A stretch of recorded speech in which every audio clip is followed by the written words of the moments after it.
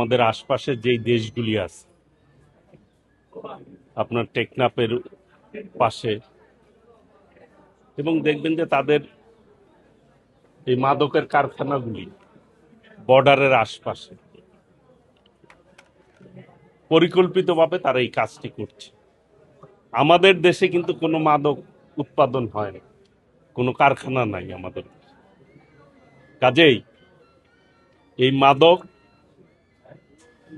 সবচেয়ে বেশি ক্ষতি করছে আমাদের যুব সমাজকে, ভবিষ্যৎ প্রজন্ম।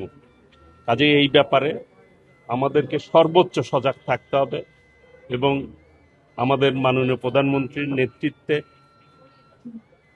ইতিমধ্যেই মাদক নিয়ে কিন্তু আলাদা একটা আইন সংসদে উপস্থাপিত হয়েছে এবং মাদকের আইন করা হয়েছে।